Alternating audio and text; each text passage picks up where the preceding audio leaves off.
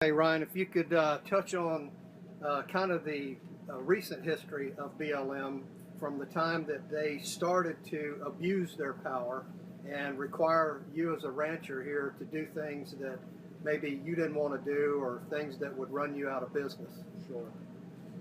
Well, that started happening through the late 70s, through the 80s, and it was quite evident that their intent was to run ranchers out of business. They began that process. We talked a little bit about that, putting pressure on ranchers in management methods to purposely break them. Now, they actually had a motto in the BLM office that said, "No more moo by 92 and cattle free by 93. That was their goal. That was their motto. It was not a hidden agenda. They nearly accomplished this. They accomplished it to a large degree, being again that those 53 ranchers in Clark County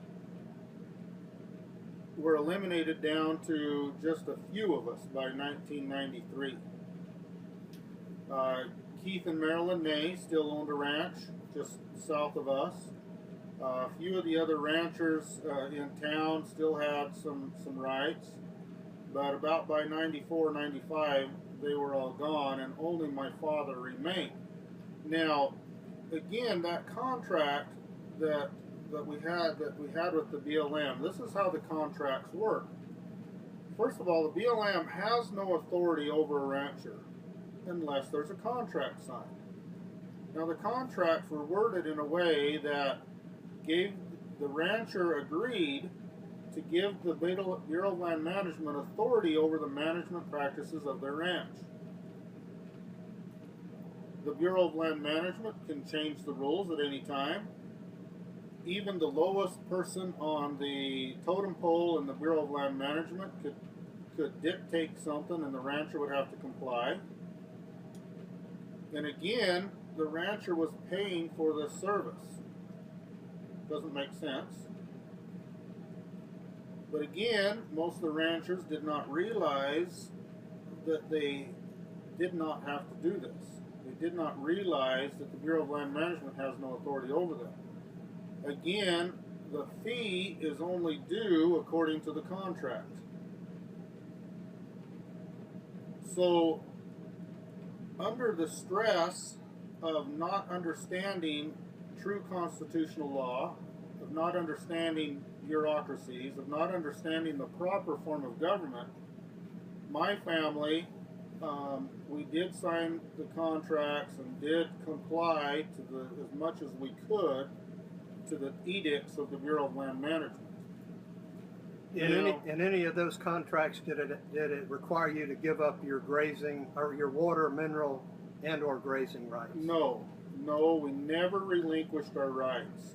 Never relinquished. So that language was not in any of the agreements you signed with the BLM? No. Okay. Our rights remain intact. But they could still suspend AUMs. Yeah, but that was again, now, we never really dealt with that so much on our ranch because our ranch was not based upon an AUM amount. Now, an AUM, again, is animal unit monthly, and most often a ranch has a certain amount of AUMs. Mm-hmm. Okay? But our ranch was considered ephemeral.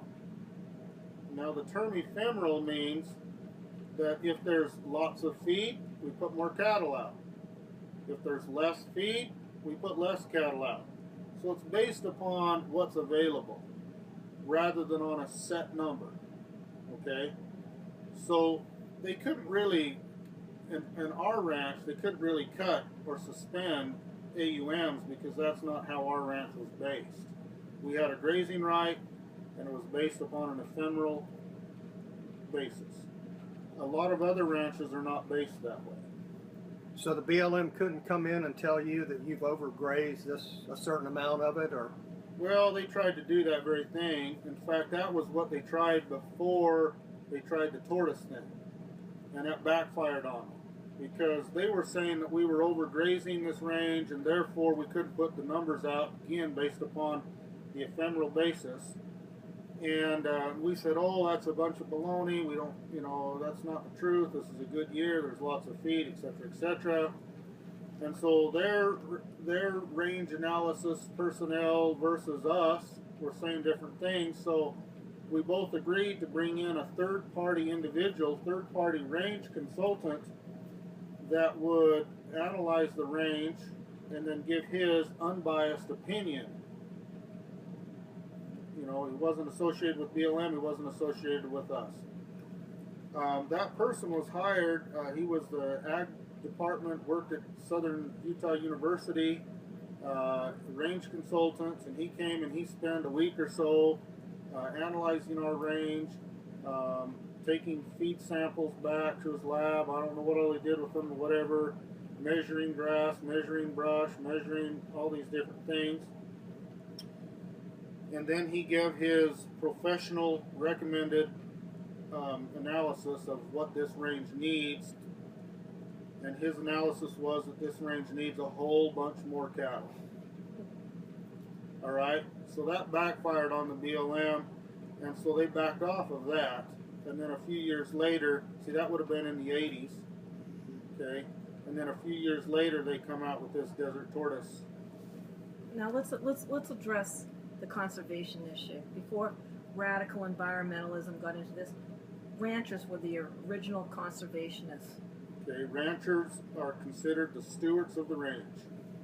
Okay, by steward I mean they're the ones who cared for it, who improved it. Their improvements benefited wildlife. Their improvements benefited, recreationalists, people wanting to camp and fish and hunt. Ranchers, their efforts would improve all of those other things that the public gets the benefit from. And so, if you want to call that conservation, absolutely, ranchers are conservationists. And ranchers were interested in improving their range, making the feed better, making the waters better, making the facilities better. There's no benefit for a rancher to overgraze. And what would be the definition of overgrazing? Would be they graze so much that it actually damages the source of food so that it will not return, not grow back next year. Okay, that would be the definition of overgrazing. So why would a rancher do that? Okay, so we can say, let's say we put 3,000 head out there today, when it really is only capable of supporting, 1,500, and we're going, number one, the cattle can't live and get fat and be healthy in that status, and number two, if you do damage to the feed so that it don't grow back next year, now next year not only are we not going to be able to put the 3,000 out, we're also not going to be able to put the 1,500 out, and we may only be able to put, say, 500 out. So in other words, by overgrazing, the rancher just cut his own throat. What rancher is going to do that? Okay? They use that excuse, oh, the ranchers are overgrazing. All I can say is, if a rancher was ever to do that, he's not going to be a rancher very long.